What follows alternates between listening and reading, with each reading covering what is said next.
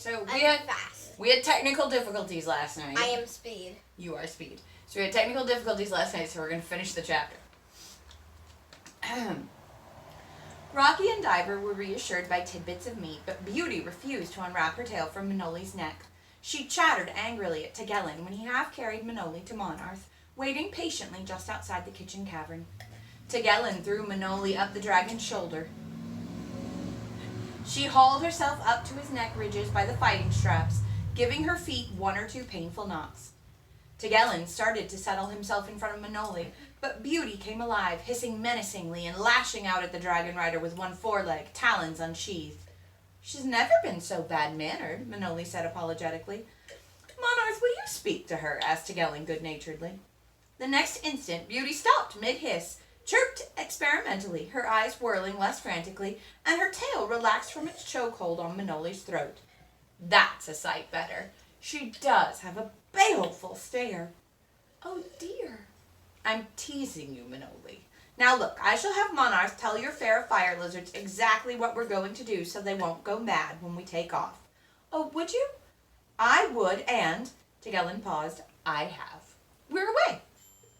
This time, Manoli could enjoy the sensations of flying. Go get it then. She couldn't imagine why Patirian had found the experience so horrible. She didn't even fear the lack of all sensation as they went between. She did feel the bitter, bitter cold in the soles of her half-peeled feet, but the pain lasted such a fleeting second. Abruptly, they were low over the Dragonstones, coming in from the sea. The sheer thrill of the flight took Manoli's breath away. There is a chance that the First Queen might lay another clutch in that cave, Tegelen said over his shoulder, but it should be cleared of your things.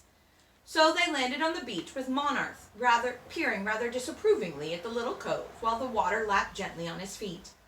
Her group arrived, caroling in wild delight at coming home. A single fire lizard appeared above and to one side of them. Look, Tegelen, that's the old queen. But she'd gone when Tegelen looked up. I'm sort of sorry she saw us here. I was hoping... Where was the clutch when you rescued it? We're standing on the place. Monarth moved to one side. Does he hear what I'm telling you? Manoli whispered anxiously into Tegelen's ear. Yes, so be careful how you speak of him. He's very sensitive. I haven't said anything, have I, that would hurt his feelings? Manoli, Tegelen looked back at her, grinning. I was teasing you. Oh, yes. Well, so you managed to climb that cliff face? It wasn't so hard. If you'll look, you'll see there are plenty of hand and footholds, even before I made a regular path. A regular path? Yes. Monarth, can you get us a bit closer, please? Monarth obligingly angled against the cliff face and raised himself to his haunches. Manoli was amazed to see that they could step off his shoulders right into the cave. Her 9 came arrowing into the opening, trumpeting and squealing, their bugles abruptly amplified by the vaulting height of the inner cavern. Just as she and Tegelen reached it, the light was suddenly blocked. Turning, she saw Monarth's head in the opening, his great eyes whirling idly. Monarth, get your great bloody big head out of the light, will you? Asked Tegelen. Monarth blinked, gave a little wistful rumble, but removed his great head. Why didn't anyone find you on search, young lady? Tegelen asked, and she saw that he'd been watching her intently. No one's ever been searched at Half-Circle Seahold. That shouldn't surprise me. Now, where did the old queen have her clutch? Right where you're standing. Tegelen jumped sideways, giving her a second admonitory look, which she couldn't interpret. He knelt, running his fingers through the sand, making pleased noises in his throat. You tossed out the old shells? Yes. Was that wrong? I don't think so. Would she come back here again? She might, if the cove waters remain high the next time she mates. Do you happen to remember when you saw her mating flight? Yes, I do, because we had Threadfall just after, the one when the leading edge hit the marshes halfway to Narat. Good girl. Tegelen tipped his head back, pressed his lips together, and Manoli thought he was doing some rapid mental calculations.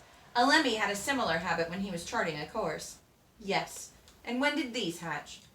I lost track of my 7 days, but they hatched 5 falls ago. That's great.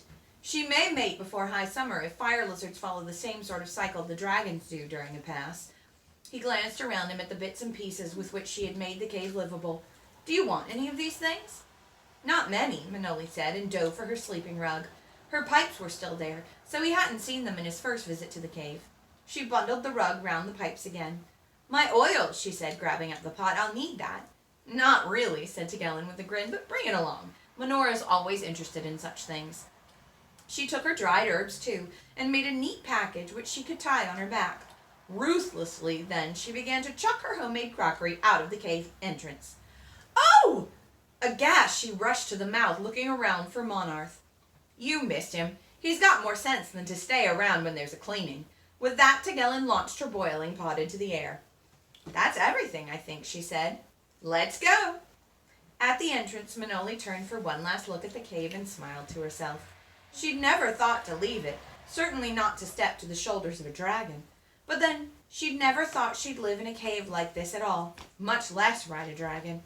Nothing now marked that anyone had ever sheltered in this cave. Even the dry sand was falling back into the depressions their feet had made.